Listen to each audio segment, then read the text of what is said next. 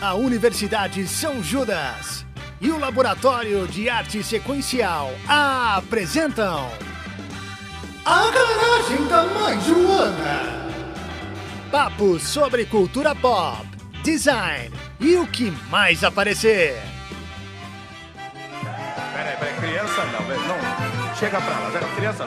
Quem bebe ali naquele canto, chega pra lá. Quando eu mandar, canta. Firma na palma da mão. Isso. Eu peguei pra beber. Mussum mandou o step. Deixa a criança. Que faz a gente esquecer. Menino na palma da mão. Isso, todo mundo agora, ajuda aí, Isso. Água benta que faz a gente esquecer. Eu já vinha bem cansado quando alguém me avisou. No final daquela estrada tem água que cura desamor. Fala, comadre! Lavei minha alma, refresquei meu coração e aprendi que tendo calma nunca vou sofrer desilusão. Firma na palma da mão. Bom dia, boa tarde, boa noite. Aqui quem tá falando é o João Vitor, JV, né? Como sempre, caverna do RPG e tudo mais, outros projetinhos aí que a gente tem por aqui. Eu sou o Arthur Alves. E, gente, infelizmente vocês estão esperando mais uma voz aparecer, mas a Mari não conseguiu vir hoje no nosso episódio. Por conta disso, trouxemos novamente o nosso fominha de sempre aqui. Sempre fazendo uma ponta, roubando a cena. Uma boquinha, né? O penetra, né? Eu atuo em causa própria, tá, gente? Eu sou o produtor desse programa, eu sou o diretor e sou o fã número 1 desse programa, né? Então por isso que eu sempre quero participar também, né? Eu sou o professor Fábio Sgroy. E pra vocês não ficarem tristes, não é só o professor que tá aqui, que já é uma cara conhecida, mas a gente tem um convidado muito especial aqui, que no caso, pode se apresentar? Olá, boa tarde a todos. Boa tarde, bom dia, não sei que hora que vocês estão assistindo esse podcast, mas eu sou o professor Jean Carlos de Oliveira, aqui da Universidade São Judas, nos cursos de design. Opa! E o professor Jean também é do Anima Plurais, não é, professor Jean? Sim, é o processo pelo qual eu entrei na universidade, né? Então a gente aqui tem um programa chamado Plurais, no qual há um fomento e uma iniciativa, uma proposição para a contratação de docentes e outros profissionais negros. Cacildes. Olha só! Ih, dei spoiler. Ih, rapaz! No episódio de hoje a gente quis fazer um fio condutor, né, para iniciar esse papo. E a gente quis trazer uma figura muito marcante da nossa cultura, que é um cara chamado Antônio Carlos Bernardes Gomes. Só que você deve conhecer ele como Mussum, dos Trapalhões. Assim, eu e o João, né, talvez vai ficar devendo um pouco, porque a gente nasceu tarde demais. A gente nasceu muito tarde, então a gente não pegou toda essa febre aí. Mas pra nossa sorte, o Jean e o Sgroy nasceram bem cedo. Então eles pegaram... Que jeito educado que ele tem pra falar que a gente é velho, né? Tem que ter um pouquinho de classe. Nossa senhora, gente. Eu não sei se vocês, assim, tiveram azar de nascer tarde, porque é o seguinte, todo mundo diz que esta é a melhor época pra ser nerd, cara, porque nunca tivemos tantos filmes, tantas séries, tantos vídeos, né? Conteúdo não falta. Tudo.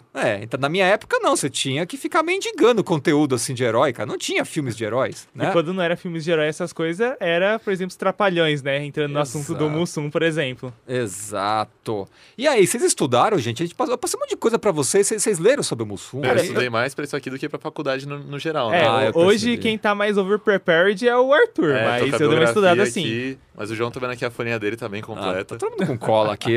Mas vem cola? Não existe cola, a gente sabe tudo da cabeça, mano. Que isso? Você consegue, Arthur, passar pra gente aí um currículo básico do Mussum pra nós aí? Posso fazer, né? Ele nasceu dia 7 de abril de 1941. E ele, assim, não vou negar, tem um currículo pesado. Ele já foi mecânico, já serviu no exército, sargento da aeronáutica. Ele já foi sambista de um famoso grupo chamado Os Originais do Samba, que já colaborou assim, com gente pequena, né? Elis Regina, Alcione, uma galera aí que vocês devem ouvir falar. Também, né? Pouca coisa, né, gente? Pouca coisa. E também, né, participou dos Trapalhões por muitos anos, que, enfim, marcou uma geração inteira. Foi essa figura muito importante na TV. E foi muito por isso que a gente resolveu escolher ele. Porque, né, Dia da Consciência Negra, a gente quis pegar uma figura que marcou muito uma geração num todo. E também, mas não só isso, tentar tratar um pouco sobre outras facetas dele. Mas vai ser só um fio condutor, a gente vai abordar outros temas. Exato. Mas a gente achou bem legal começar daí. Que é sempre bom dar esse destaque pra cultura brasileira, sabe? Mesmo que seja uma figura dos anos 80, tudo mais, que faleceu durante os anos 90, a gente ainda fala muito dele e ele tem muito essa relação com a cultura negra no Brasil, que é sempre muito relacionada a ele diretamente. Então, ele como fio condutor foi uma escolha muito feliz aqui que a gente teve, né? O professor acabou sugerindo e muito do nosso assunto vai desembocar a partir disso, né? Por isso que a gente escolheu ele. E, inclusive, assim, né, gente? A música que a gente tocou, né, no início aqui da introdução do nosso episódio, né? Ele é uma demonstração da personalidade multifacetada do Mussum, né? Que muitas vezes é ocultada, né? Exato. Na verdade, fala-se muito do Mussum Trapalhão, né? Integrante do quarteto Os Trapalhões, Sim. né? Que era de onde eu conhecia, por exemplo. Exato. A maioria tem, né? Que conhece o Mussum daí. Mas, na verdade, o Mussum, antes de ser membro dos Trapalhões, ele foi e continuou sendo, mesmo depois de ser um trapalhão famoso, né? Ele continuou sendo um senhor sambista e, inclusive, né, quando ele morreu, ele recebeu as maiores honrarias destinadas apenas aos maiores sambistas, né? Então, todo o ritual de sepultamento do Mussum, ele foi um ritual pautado pela presença de inúmeras personalidades de várias escolas de samba, né? O Mussum, basicamente, ele atuava muito na Escola da Mangueira, né? Ele era diretor de harmonia da ala das baianas, da Escola da Mangueira, né? Tanto que ele era conhecido como Mumu da Mangueira, né? Porque ele era apaixonado pela Mangueira e pelo Flamengo, né?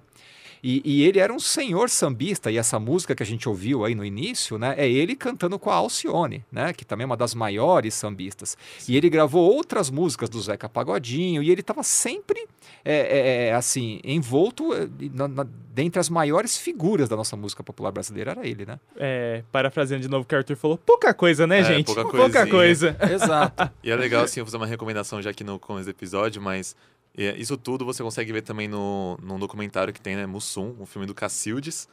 E é legal porque você vê os filhos dele comentando e você vê, não foca tanto na persona Mussum, mas sim no Carlinhos, né? Exato. Essa figura por trás, o sambista. E o filho dele fala muito isso, que antes de tudo, o pai dele era um sambista. E foi isso que conduziu ele pra comédia, né? Que ele tinha muita presença de palco. Exato. E ele, enfim, fazia as pessoas rirem no meio do show dele. Não, as atuações dele durante o show dos originais do samba, inclusive eu contei essa história, tá no livro, inclusive, lá, Mussum Forever, né? É um livro maravilhoso que tem uma história bem consistente a respeito de toda a vida dele, né? Foi escrito pelo jornalista Juliano Barreto e da editora Leia. E ali ele conta, né, um episódio que os originais do samba, o Mussum entre eles, né, acompanhou o Jair Rodrigues numa turnê que eles fizeram em Paris, né? E diz a lenda que estava lá eles tocando. O Jair Rodrigues, para quem não conhece, também é outro sambista elétrico, né? O cara não para um segundo no palco, né?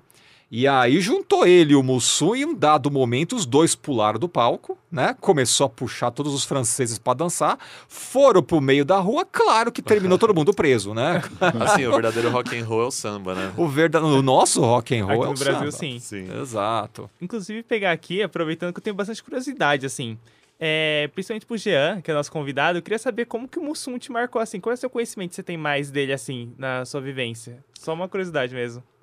Legal, bacana. Bom, eu nasci em 85, então eu peguei o Trapalhões assim no seu auge dos anos 80 ali, né? Então, pô, ele é mais novo que eu, Jean.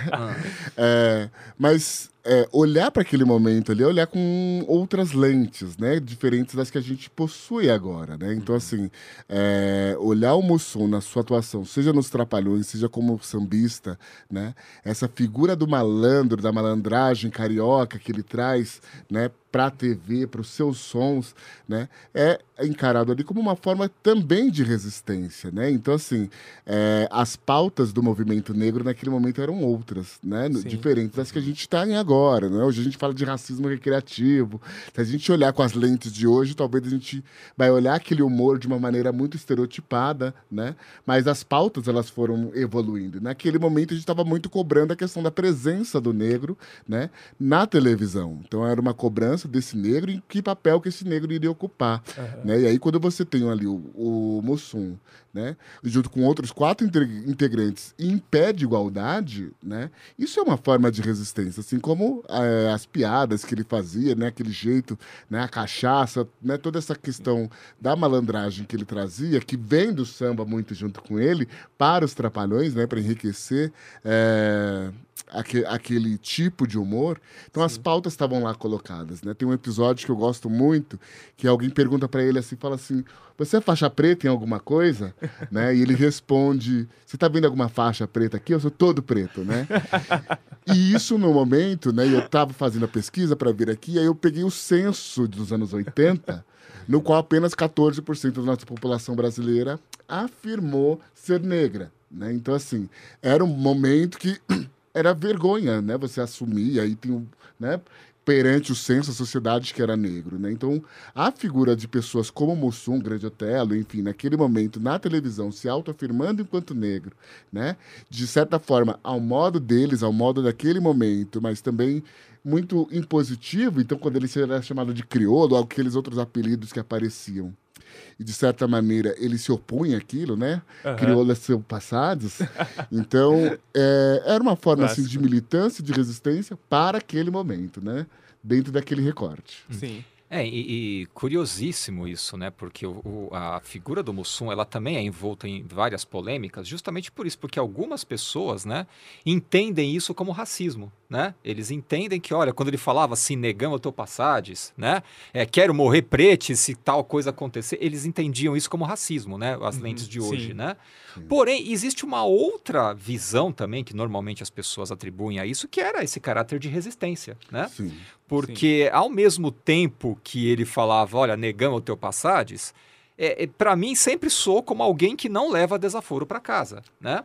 Porque parece que a sociedade brasileira, isso eu acho que é algo que é necessário todo santo dia a gente reafirmar para mudar isso, né? Sim. Que sim, nós somos uma sociedade racista. Por mais que a gente fale que não, o Brasil é racista, né? E enquanto a gente não se olhar no espelho com essa lente e falar, cara, a gente não vai conseguir resolver esse problema, né?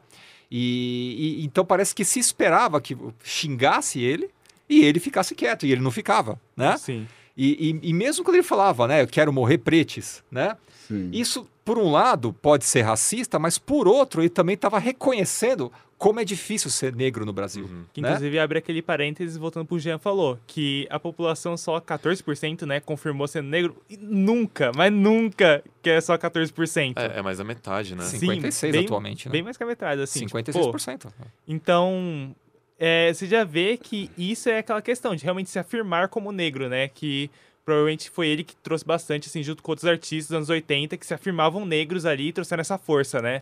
Isso é muito legal de olhar pra trás e ver esse, pelo menos, como um legado bom, assim, que veio daquela época bastante. Sim, Exato. E algo que me veio à tona, que, se eu não me engano, tá no livro, na biografia dele, é algo que falam que, assim, no Brasil tem essa coisa, né? Mais de 50% da população é negra.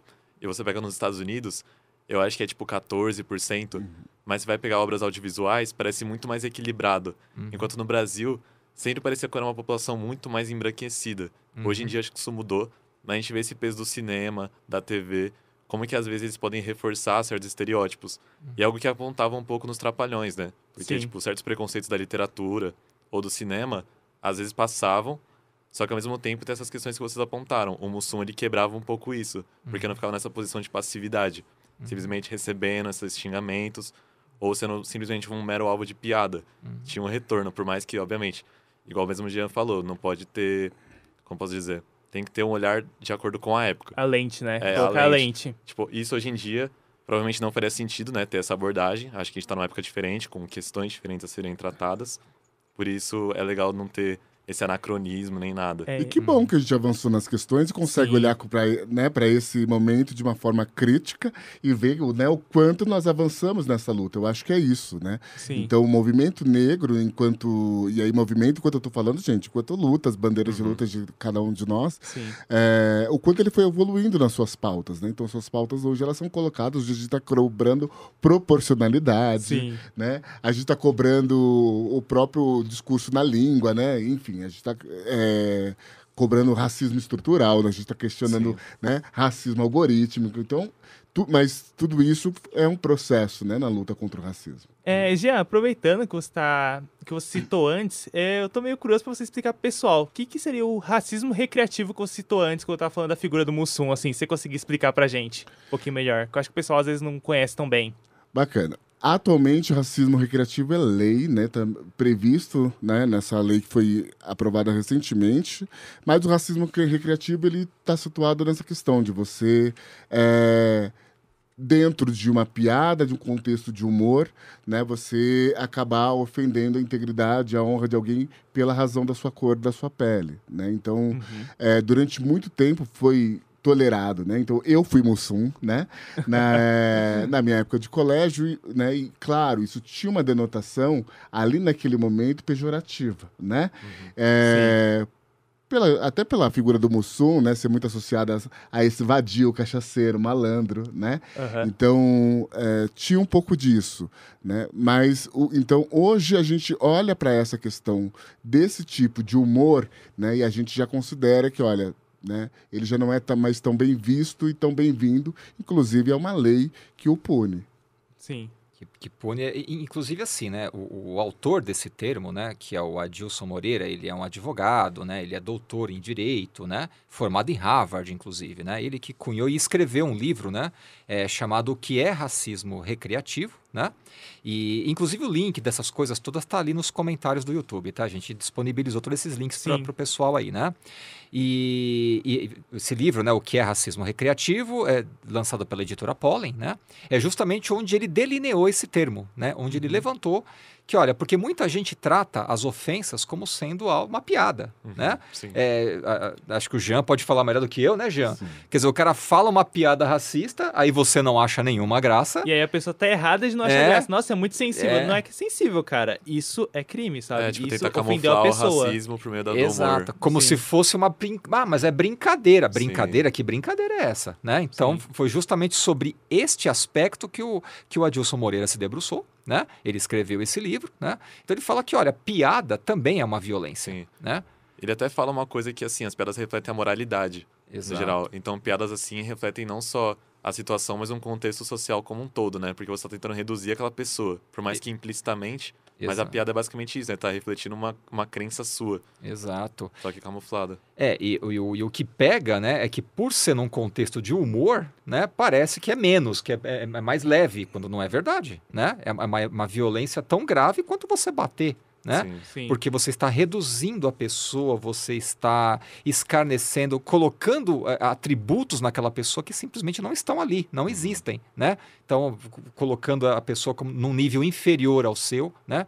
Eu sempre falo para os meus alunos nos cursos que eu dou sobre histórias em quadrinhos, né? Quando a gente vai desenhar histórias em quadrinhos, quando vai falar sobre ilustração de livros, eu sempre falo isso, olha, a gente tem que tomar cuidado com o humor, né? O humor é quando você conta uma piada e nós 4 rimos, né? Agora, quando eu conto uma piada que só 3 riem e o outro se ofende, isso não é humor, isso é ofensa, isso é violência, né? Inclusive, queria aproveitar esse momento, eu não tenho o nome do diretor agora, mas eu acho que é importante depois a gente colocar nas referências.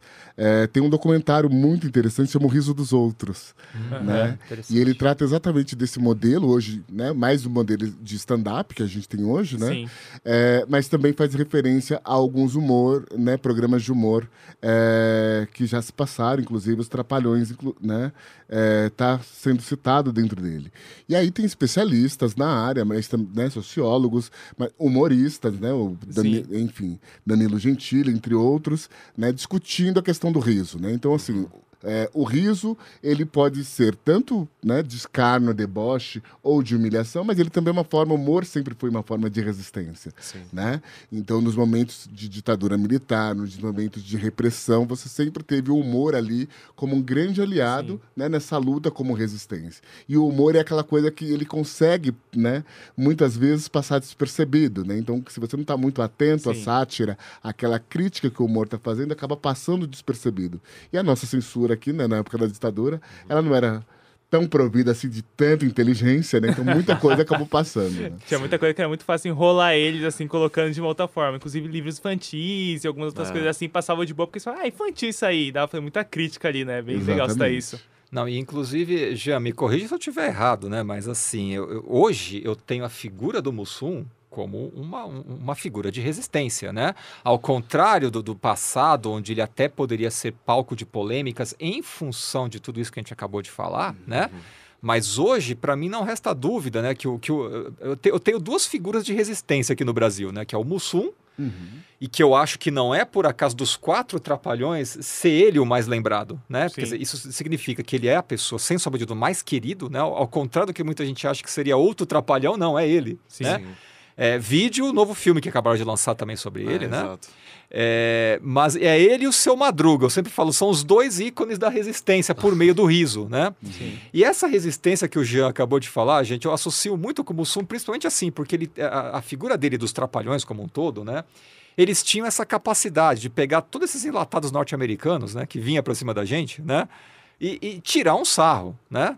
Quer dizer...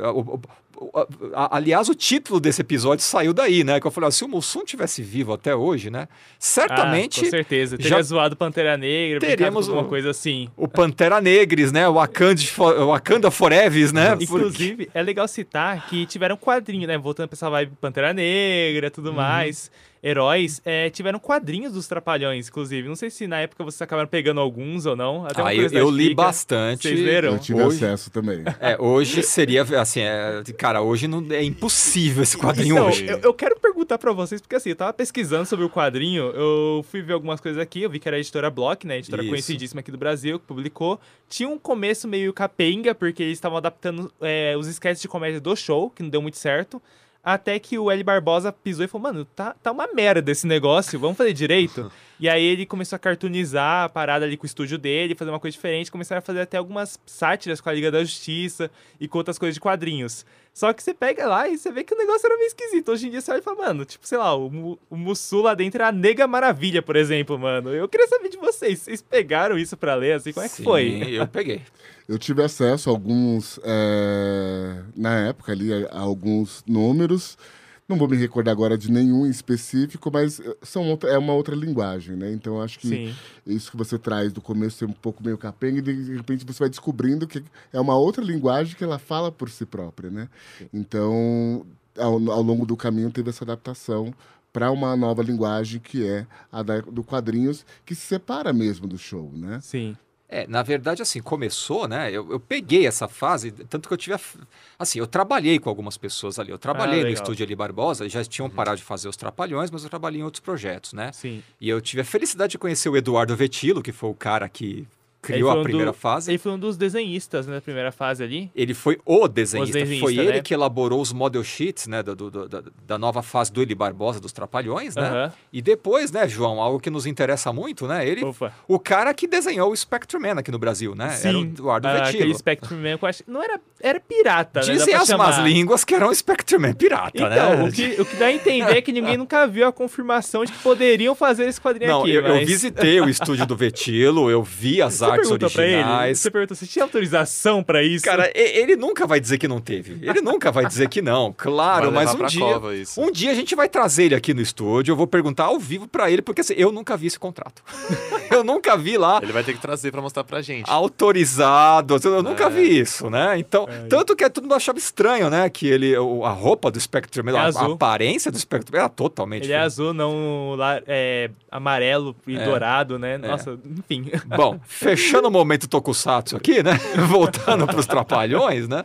Essa fase do Eli Barbosa, né? Quer dizer, foi uma tentativa deles desvincularem de vez do programa de televisão e fazer o quadrinho ter vida própria, né? Sim. Então, se por um lado, realmente a equipe de artistas ali os caras eram craques, né? Por outro, toda aquela coisa racista, aquela coisa homofóbica que já estava na televisão, veio para o quadrinho de maneira escancarada, né? Sim. Então, a Nega Maravilha, por exemplo, o grande superpoder dela era o cheiro do sovaco dela, que derrubava os inimigos, né? Sim. Então, esse negócio, gente, hoje em dia você fala, meu Deus do céu, a gente olha para aquilo, mas como é que pode isso, Tem né? o do He-Man também, que fugiu um pouco do Mussum, que era o He-Gay, né? Era o He-Gay, Então, assim, era totalmente homofóbico, totalmente racista, né? E não adianta a gente falar, mas eram outros tempos. Não, eram outros tempos onde os movimentos movimentos sociais, eles eram...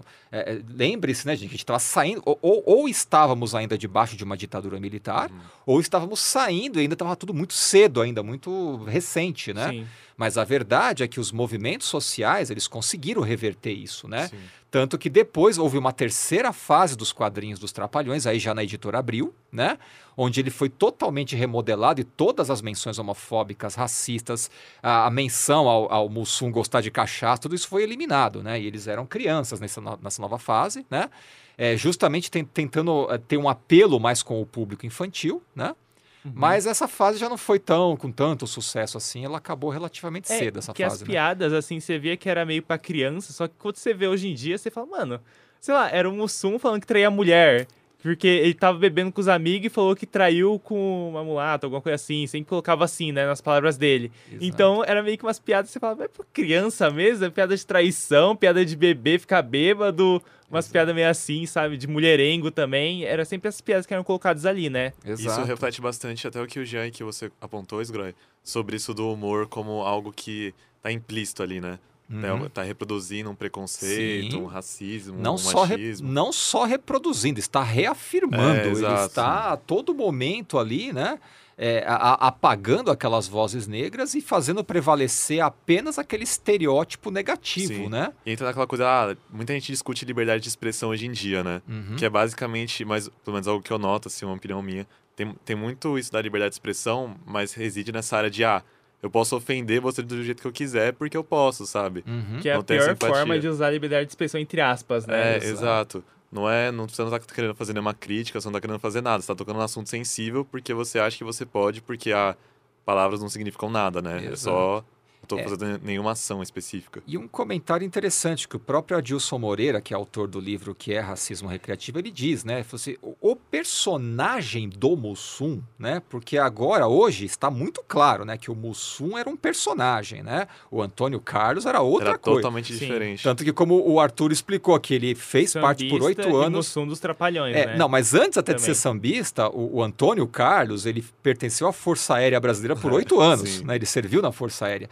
E quem conheceu o Mussum sabe que ele era relativamente sério e ele era extremamente disciplinado. Ele era uma pessoa disciplinada. Ensaiar com ele devia ser embaçado, porque eles falam que assim, não podia errar nada, tinha que ser perfeito. Ele era Isso. perfeccionista. Ele era né? perfeccionista.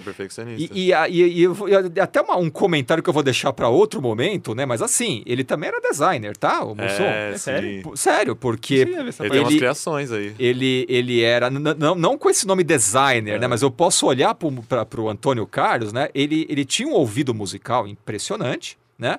E ele era o Carlinhos do Reco-Reco, porque ele tocava Reco-Reco. Mas nenhum Reco-Reco nunca estava bom para ele, né? Isso aqui quem conta é o livro lá do Juliano Barreto, né? O Mussum Foreves. Ele não satisfeito com o som do Reco-Reco, ele trabalhava numa oficina mecânica e ele foi lá e construiu um Reco-Reco para ele. Com a sonoridade que ele achava que tinha que ser a sonoridade Doideira. A versatilidade correta. do homem. Exato, e ele construiu o Reco-Reco dele. Sim. Eu achei engraçado esse perfeccionismo, que tem um trecho do livro que fala, né? Ele falou assim pra um cara da banda que tocava pandeiro. Ele fala assim, eu só toco Reco-Reco, mas ninguém toca do meu jeito. Agora você com esse pandeirinho, qualquer um toca desse jeito.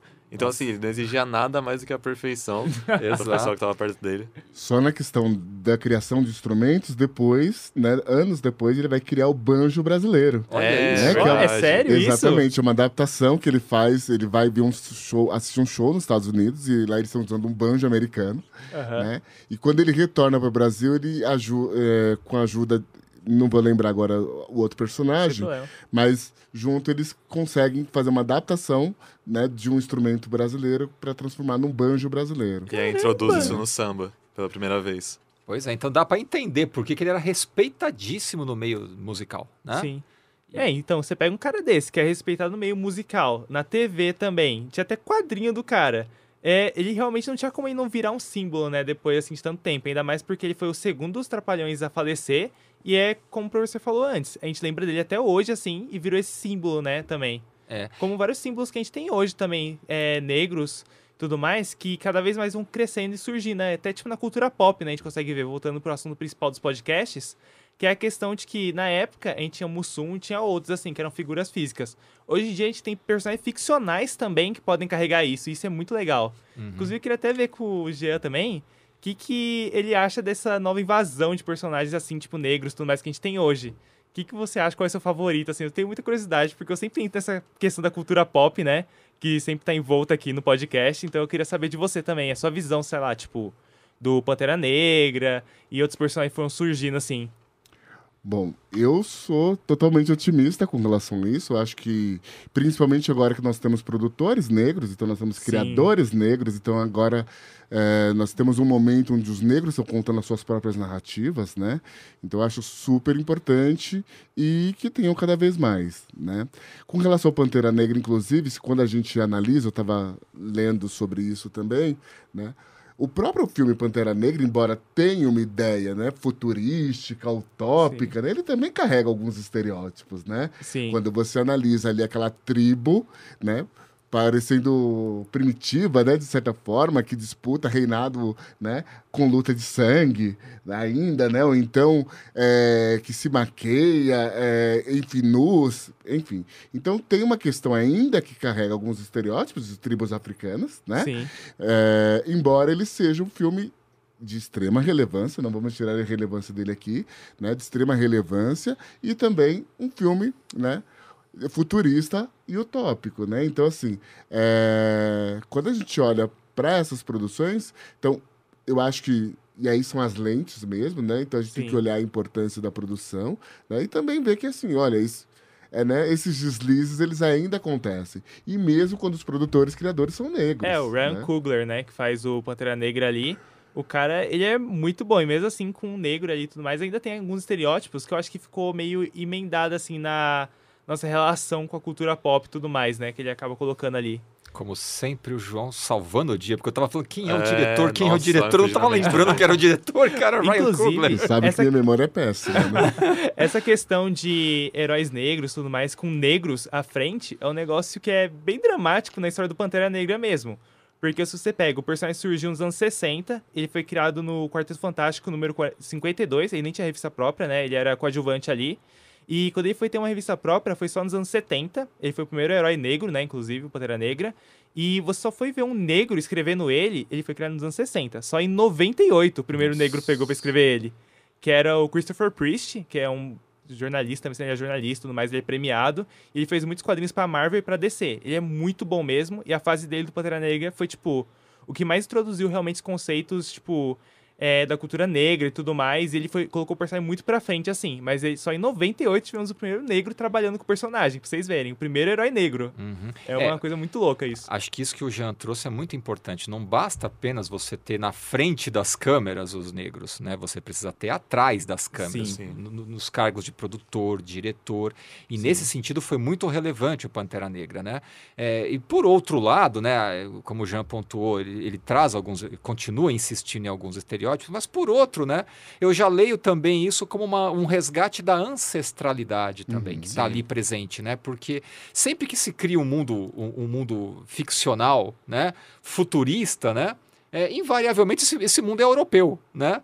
Então é muito bom você ver um mundo africano ali, futurista, que está descolado da realidade, né? Mas que ele está carregado dessa ancestralidade. Tem, né? Tem um movimento criativo, que é o que o Pantera Negra se inspira até. Eu não entendo tanto sobre, mas eu sei que tem os tipos de futurismo que a gente tem. E o Pantera Negra, ele pega o afrofuturismo, no caso. E leva bastante pra frente, assim, tipo, toda a equipe lá, tudo mais do Ryan Coogler, de design de produção e tudo mais, eles pegaram o afrofuturismo como base para criar todo o design ali do mundo e concepção e tal. Inclusive, até nos quadrinhos não era tão bom como nos filmes. Os filmes eram muito pro personagem como um todo, assim. É bem legal ver isso, sabe? A construção toda do enredo do filme, assim, E é uma coisa, assim, que me impressionou muito, né? Foi que como ele conseguiu discutir várias causas do movimento negro ali no filme também, né? Eu me lembro que quando eu, assim, fazendo um paralelo, enquanto eu assisti o Pantera Negra, eu fiquei com aquela história em quadrinhos Gay em Pés Descalços, né? Muito na cabeça, porque essa Gay em Pés Descalços, para quem não conhece, ela fala sobre um sobrevivente da bomba de Hiroshima, né? E eu fui ler essa história achando que ele ia criticar pra caramba os Estados Unidos, e ele dedica uma página somente a criticar os Estados Unidos. O restante das 800, 900 páginas, ele lava a roupa suja do povo japonês. Ele fala, cara, vocês deixaram essa guerra acontecer. né? Os Estados Unidos vieram jogando a bomba, né? Eles eu desprezo. Mas a gente deixou tudo isso acontecer porque a gente não se uniu. E enquanto eu estive assistindo Pantera Negra, eu vi diversas questões ali que ele discute no filme, né? Que ele está falando diretamente com os povos, né? Com o povo negro, né? Ele falou, cara, enquanto a gente não se unir, vai ser isso aqui, o reino vai estar dividido, né? Então, isso me chamou muita atenção no filme, né? Sim. E eu acho legal que tem todo esse movimento de criação desses personagens, e até de criadores como, sei lá, Spike Lee, né, o Jordan Peele, diretores que abordam isso muito nos filmes deles, que nem teve o Corra, Nossa, Corra é muito bom. Que, enfim, tá Sim. totalmente ali nessa questão. Mas nesses personagens me veio muito à tona o Miles Morales, que não só, tipo, representa uma cultura que é muito, acho que, geração Z, né? Sim. Que acho que todo mundo da geração Z consegue se identificar com muita facilidade, tipo, nos filmes. Sabe, a mãe latina, Sim. vivendo no Brooklyn, escutando rap, usando tênis da Nike. Tipo, querendo ou não, essas pequenas coisas meio que fomentam uma cultura como um todo, né? Sim. Você consegue simpatizar, consegue identificar ali. Inclusive, o Miles Morales é muito legal, porque além de ser uma representatividade negra muito grande na cultura pop hoje, é um personagem muito grande mesmo. Tanto que ele carrega o título de um dos melhores, tipo, maiores heróis de todos os tempos, que é o Homem-Aranha. Não é tipo, ele é o Homem-Aranha 2, ele tem um nome... Não, ele é o Homem-Aranha também. E isso é muito legal. E não só pra cultura negra como um todo, mas pros jovens de hoje. Tem muita gente que só olha ele e fala, o Homem-Aranha que é negro. Não, cara, não é só isso. Ele representa não só a cultura negra, mas os jovens dos dias, tipo, atuais, assim. Como nenhum outro personagem, na minha opinião. Tanto que mesmo não sendo negro, não morando no Brooklyn e tudo mais como ele, eu me identifico com muitas das questões dele.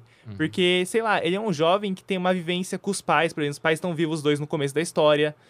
Tem toda essa questão que identifica muito com a gente de hoje em dia, sabe? Sei lá, tipo, ele não tem que correr pra achar um emprego com 14 anos de idade, que é a idade dele. Como muitos dos nossos pais tiveram que trabalhar com 14 anos, 15. A gente não tem tanto esse problema, pelo menos hoje, assim, muitos dos jovens, né? Os que conseguem geralmente focam no estudo, depois com uns 17, 18 anos vai atrás de emprego.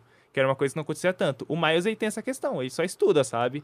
Ele é um garoto de geração Z ali, que vive, tem as questões dele culturais, mas que ele representa os jovens como um todo.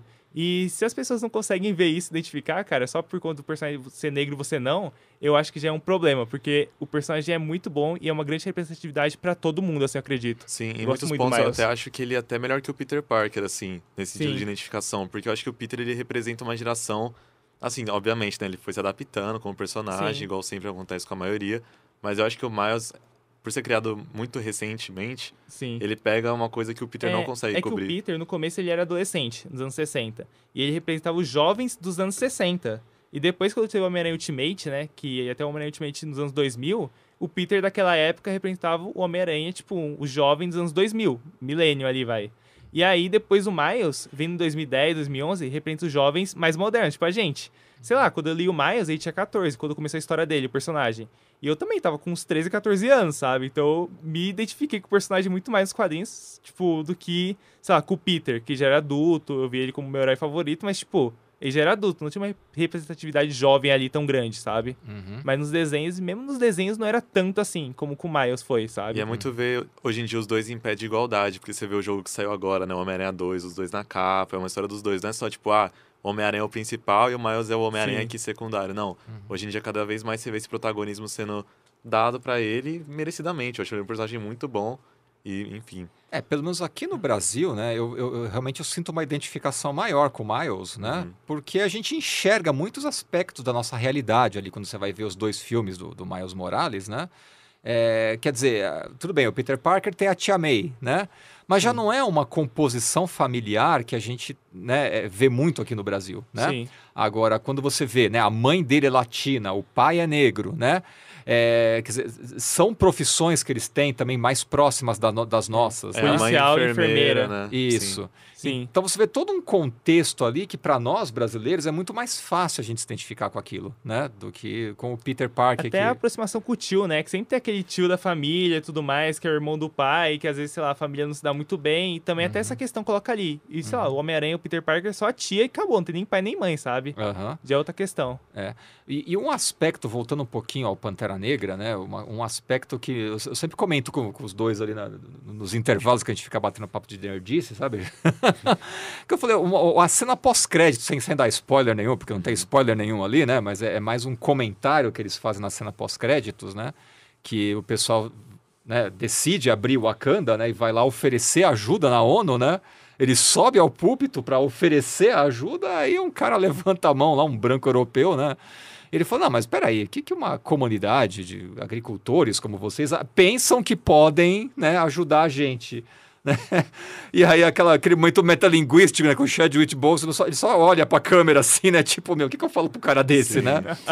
Então, quer dizer, aquela imagem, né, que automaticamente ele já tá denunciando aquele estereótipo que se faz do negro, né, de que, ó, o cara tem que ser pobre, ele só é negro se for pobre, né? Então, quer dizer, não pode ter um negro próspero, rico, capaz de ir lá e falar, não, eu vou ajudar vocês, estar numa subversão de posições, né? E eu acho que pega até uma questão meio que do sul global, né? Esse preconceito norte-americano, europeu, Isso. quanto, tipo, nossa, países latinos, países africanos é tudo pobre, né? Não tem como ajudar a gente em nada, a gente sabe mais que eles. E aí a Pantera Negra dá essa cutucada numa cena pós-crédito, né? Uma cena muito breve, mas que faz uma ponta bem legal. Até o personagem, o Everett Ross lá, que é aquele agente branco do governo lá, que fica com eles, ele fica toda hora chocado, e eles tratam ele como um idiota, porque ele é lá no meio, né? Tipo, mano, fica quieto aí. É o alívio cômico, né? Inclusive, voltando falando de filmes, eu vi que na hora que a gente falou do Corro, o Jean deu até um negócio assim, eu acho que ele gosta do filme. Você quer falar um pouco sobre? Porque esse diretor é muito bom, do Corra. Muito bom. Eu adorei, na verdade, assim, relutei muito pra assistir, né? Porque Sério? é um filme pesado, Sim, né? ele é bem total. Eu pesado. assisti em 2 vezes, inclusive, em 2 fôlegos, vamos dizer assim, né? Mas eu acho muito bom. Essa linha, né? Tem uma linha de filmes que estão vindo de produção, né? E aí é isso, por negros fazendo, contando suas histórias, suas narrativas, que eu acho muito interessante, né? E aí, para além de ser um filme, não classifico ele como terror, né? Mas Ele é um enfim, suspense, né? né? Ele é Uma um tensão. quase um suspense, thriller, uma é um tensão thriller. ali, né? Ele traz muitas coisas sutis da violência contra o negro, né? Então, assim, aquilo que não é dito, né? Então, a gente não está falando de uma coisa... Né? Claro que tem uma violência ali escancarada, mas muito antes disso, né? São várias violências, microviolências, microagressões, né? Que o filme vai te soltando ao longo do caminho, né? Sim. Então, a coisa vai ficando estranha ali na tensão do filme, né? Já desde o início ele vai dando algumas pitadas até chegar no ápice ali, que é a situação da violência, enfim. Né? Então, eu achei muito interessante.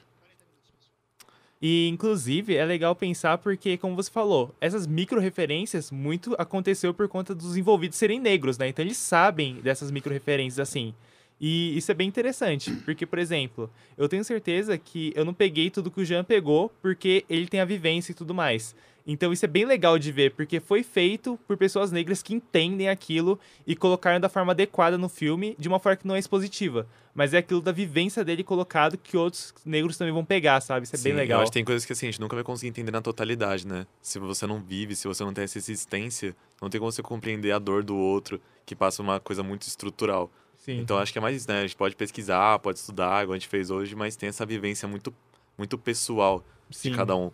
E me remeteu isso de filmes, um filme que ganhou, inclusive, o Oscar de melhor filme do ano recentemente, que é o Moonlight, né? Moonlight. Sim. Que não necessariamente aborda só a temática do racismo, mas também relações, tipo, de masculinidade, relações homoafetivas, que eu também acho que foi muito importante. É legal ter esses filmes tendo mais destaque. Pantera Negra também, né? Ganhou, acho que 3 indicações ao Oscar. Sim.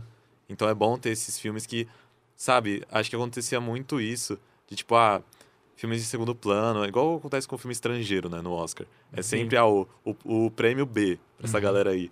E você vê filmes como esse ganhando esse protagonismo, né? A gente pode até citar Parasita, né? Parasita como um também. filme asiático, composto até também tudo em todo lugar ao mesmo tempo, uma produção basicamente de pessoas com descendência chinesa. Então acho que é muito bom, né? A gente tem esse espaço na cultura pop, ganhando cada vez mais espaço para outras produções com realidades diferentes da que a gente está acostumado. Não ser sempre os caras brancos que contando, dando tiro no outro, coisa padrão assim. Só retomando Moonlight, que você fala, a produtora é Hannah Becker, né? E foi a primeira negra a conquistar um Oscar de produção, de design de produção, né, em Hollywood, né? Então tem todo esse simbolismo também por trás. Pô, muito bom. Não, interessantíssimo, né, cara? E também os temas, né? Porque é importante você ter não só negros, asiáticos, latinos, todos por trás da câmera para propor os temas, né? Sim. Porque senão a gente fica naquele samba de uma nota só, né? Quer dizer, quem pauta é o branco, quem discute é o branco e é o ponto de vista do... E a gente já discutiu em sala de aula, né, gente, algumas distorções que acontecem, tipo 12 anos de escravidão, que é um filme que me irrita profundamente, né? Porque eles não contam a história. É incrível como o cara consegue ser protagonista e não contam a história dele, né? Sim. Quer dizer, e ele é aquele cara que só se tornou alguém porque um loiro foi lá Brad Pitt Por chegou. acaso era o Brad Pitt, né? Aquele cabelo todo lindo, esvoaçante, aquele peitoral horroroso, né? Aquele tanquinho, e foi lá libertar o cara, né?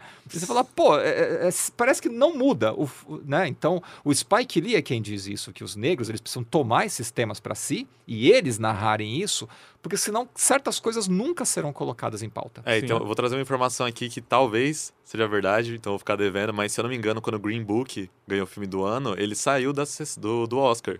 Sim. Porque, tipo, ele tinha feito Infiltrado na Clã no mesmo ano, e tipo, pô, de novo, assim, né, uma história que já tá batida, a redenção do homem branco. Exato. Olha, o homem branco pode ser bom. Sim. Exato. E ele vai e ganha o filme do ano. Aham. Tanto que acho que foi no ano seguinte, ou foi no ano anterior, que foi Moonlight.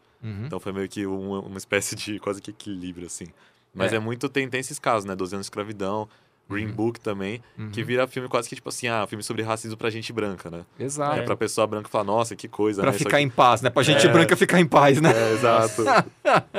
E não pauta. E aqui no Brasil, inclusive, também nós tivemos um exemplar, né? Um filme muito exemplar, que é o Marte 1, né? Que é um filme maravilhoso, dirigido, escrito por pessoas negras, né?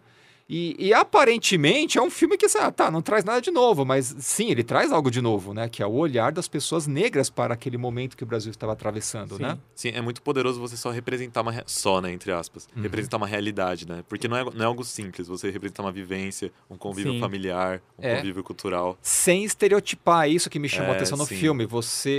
Assim, o filme, é muito fácil você estereotipar as pessoas, né? E ali não há estereótipos, né? O que existe ali é um sofrimento real, é um cotidiano que você olha e fala, puxa, é verdade, né? Você sente a realidade daquilo ali, Sim. né? Então, daí a importância de você ter essas pessoas por trás, né? Sim, totalmente. Uma coisa, antes da gente finalizar também, que acho que tá no nosso horário, o Jean, ele tem a pauta que é Onde Estão os Negros no Design, né? Acho que é algo legal de trazer à tona antes de encerrar. Você queria comentar um pouco sobre isso, desse seu estudo? Legal, esse é o meu projeto de mestrado, Coisa de Preto, a invisibilidade da produção negra no design brasileiro, né? E o próprio termo Coisa de Preto, né, é uma brincadeira com a questão do design, né? E é um termo que, historicamente, aí, ele sempre foi utilizado para desqualificar, deslegitimar, né, a produção de pessoas negras mesmo, né? E que eu resolvi ressignificar e reapropriar para a minha pesquisa. Então, eu tenho um trabalho de mapeamento mesmo de designers, principalmente brasileiros, né, negros. Então, de mapeá-los, onde estão, quais são suas produções, né? E também de análise. Nós temos 2 plataformas super importantes brasileiras, que uma se chama projetoafro.com, né? Que é um projeto no qual o jornalista Deri Andrade, ele fez todo um trabalho de mapeamento de mais de 3 anos de artistas, desde 1730, né? O Aleijadinho estava lá em Minas Gerais já produzindo. Então, ele tem todo um mapeamento, né, desses artistas negros, né, isso no campo da arte, né, e estão todos catalogados, onde estão as obras desses artistas negros, então, onde estão expostas, enfim. Né, isso na plataforma Afro. Nós temos uma outra chamada designersnegres.com.br, né, na qual todo e qualquer designer, estudante, profissional negro no Brasil, ele pode publicar o seu portfólio, o seu currículo ali, para ser encontrado, né? Então, eu trabalho muito com essa questão do currículo, né, dos cursos de design, né, massivamente, né, o que a gente tem de contato na bibliografia básica e ementa dos cursos são pensadores e designers brancos, né, europeus, infelizmente. enfim, o norte global, novamente, né, ditando, para citar aqui o Boaventura Santos, né, novamente pautando, né, o que é um bom design, o que é né, enfim. E as referências negras, elas vão se perdendo aí no meio do caminho, né, então tem um pouco disso de fazer esse mapeamento, esse levantamento, né? E aí também algumas proposições para essas 2 plataformas que já existem, né? Então esse é um pouco o objetivo desse projeto. Sim, acho legal Perfeito. dar uma olhada nesses sites que o Jean citou. Então, a gente vai tentar deixar catalogado aqui pra vocês, pessoal. Se interessarem, dá uma olhada lá que o projeto é bem legal mesmo. Super relevante e eu acho que vai bem pra frente, assim. Já tá andando e tudo mais. E também tem a questão, tem um outro podcast com o Jean também, né? O professor pode até falar um pouquinho mais. Foi o piloto aqui dos podcasts nossos da área de design, né? Que foi o Rolê do Design. E o primeiro convidado foi o professor Jean, justamente, para falar do projeto dele, né? Mas aí a gente acabou amordaçando o professor Jean e trazendo pra cá, né? Pro nosso, né, pra garagem também. Aqui a gente não fala, tá, Jean? Que a gente convida, a gente sequestra as pessoas, tá? A gente sequestra as pessoas. É que a garagem é nossa, né? Mas assim, normalmente a gente devolve depois. Pode retornar pra casa e tal. Obrigado pelo convite, me convidem mais vezes. Por favor. Obrigado pelo sequestro.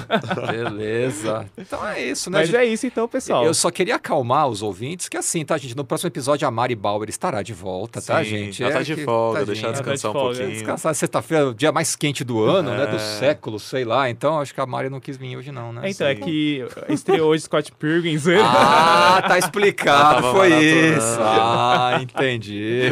Com certeza, ela não se pronunciou, mas vamos amordaçar ela na próxima pra saber. Tá certo. Mas acho que é isso, sim. Muito obrigado pela participação, Jean. Obrigado mesmo, Gostei Jean. muito, acho que foi um episódio incrível. Obrigado pro Sgroy também por fazer uma ponta aí, invadindo o lugar da Mari mais uma vez. Não, o professor eu não agradeço mais não, porque ele é muito fominha, ele sempre aparece tá em aí, todo entendeu? canto. Toda hora a Mari tá aqui e fala, não, mas eu posso entrar, a gente, calma, professor, tem convidado hoje, calma. Pô, Sgroy é pacífico, Vai gente. ser hoje, talvez. Mas é isso, pessoal. Fechando mais um programa aqui, lembrar de deixar o like aí embaixo, por favor, ajuda muito a gente aqui. E agradecer mais uma vez, muito obrigado, Jean. Obrigado a todos que escutaram, e é isso, pessoal. É isso. Aqui é o João Vitor. Aqui é o Arthur Alves. E aqui é o professor Fábio Sgroy. E aqui é o Jean Carlos de Oliveira. um abraço, pessoal. Tchau, tchau. Muito obrigado. Tchau, tchau. Falou, Valeu, tchau.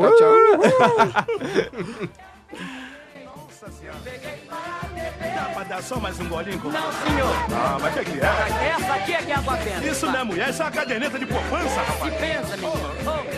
Quer esconder a birite, meu Deus Deus do que céu? te proteja. Aqui só na palma da mão.